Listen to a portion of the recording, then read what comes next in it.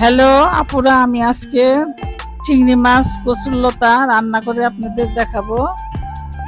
মনোযোগ সহকারে দেখবেন। প্রথমে আমি পাত্রে তেল দিলাম, পেঁয়াজ পেঁয়াজ দিব,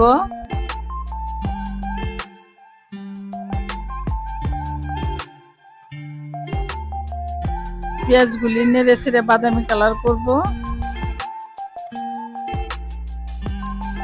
বাদামি কালার হয়ে গেছে। এখন আমি হলুদের গুঁড়া, মরিচের গুঁড়া, ধইনার গুঁড়া, জিরা, পছন্দ মতন লবণ, আদা বাটা দিব।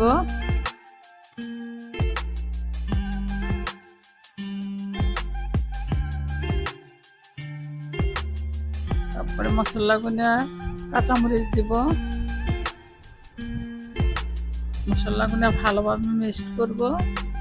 মিক্সড করে একটু পানি দিব।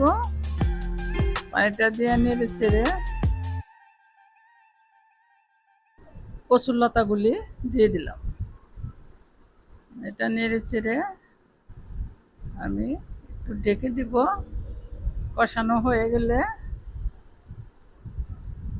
ঢেকে দিব।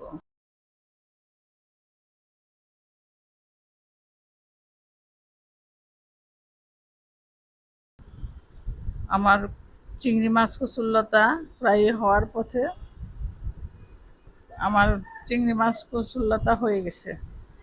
আপনারা ট্রাই করে দেখেন, যদি ভালো লাগে। আমার তো খুব সুস্বাদু লাগে। মহিলারা সবাই কচুরলতা চিংড়ি মাছ পছন্দ করে।